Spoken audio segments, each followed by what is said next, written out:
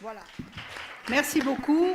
Donc, je voulais aussi dire quelques mots. D'ailleurs, moi, je vais avoir une trace écrite, pas seulement parce que je n'ai pas envie de continuer à massacrer votre magnifique langue comme je fais pendant les dernières 5 ans, mais aussi parce que je suis un peu comme Anne, je suis un peu émotionnelle, donc j'ai peur de voilà, on peut à un certain moment perdre les fils. D'ailleurs, il n'y a rien de particulièrement original dans ce que je vais vous dire, mais je voulais vraiment, à la fin de ces 5 années, comme président du conseil communal, prendre le temps de vous remercier pour votre soutien et aussi pour votre bienveillance et vous assurer que j'ai vraiment beaucoup apprécié le privilège d'être une sorte de Kobe, puisque c'est une fonction, celle de la présidence du Conseil, qui n'existait pas avant.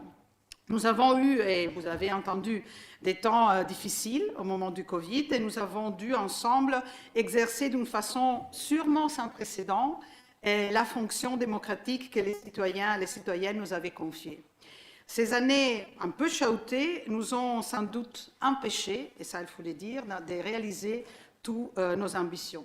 Cependant, je voudrais rendre hommage, encore une fois, au dévouement du bourgmestre, du collège et de l'administration pour leur service à nos concitoyens.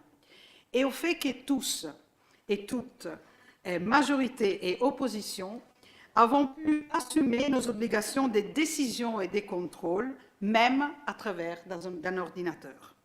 C'était une innovation que nous n'avons certainement pas envie de revivre, mais cela nous a appris à travailler avec discipline et, laissez-moi répéter ces mots que je considère fondamentaux en politique, bienveillance réciproque, dans le cadre, bien entendu, de nos fonctions respectives.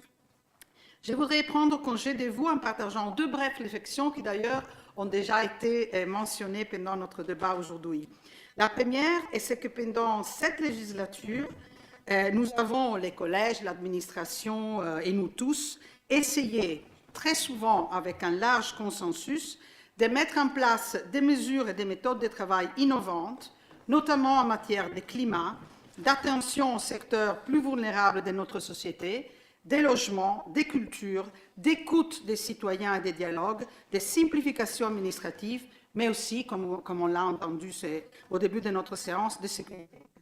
J'espère vraiment qu'elles pourront être poursuivies et même renforcées par la nouvelle majorité, parce qu'au-delà des différences légitimes, je pense que nous avons aussi évolué ensemble dans toutes ces thématiques qui touchent directement et de façon vraiment d'ensemble nos citoyens.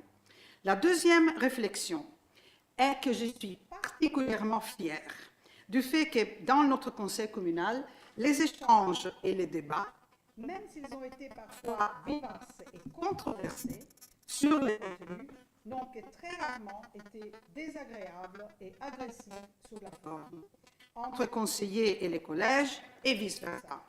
J'observe avec un certain désarroi qu'il y a de plus en plus de gens qui pensent qu'en criant qu'un État irrespectueux et insultant envers les personnes et leurs idées, on peut avancer en politique. Cette forme de machisme appliquée au débat public est en train de marquer des points et nous l'avons clairement vu pendant cette campagne électorale. J'espère que mon successeur ou ma successeur auront la même chance que moi dans notre conseil communal. Assurer la qualité et la lisibilité de notre débat est une obligation que nous avons aussi envers de nos citoyens, auprès duquel, au même haut niveau d'un simple conseil communal, nous avons l'obligation de nous comporter, comme dit la Constitution italienne, avec discipline et honneur. Merci.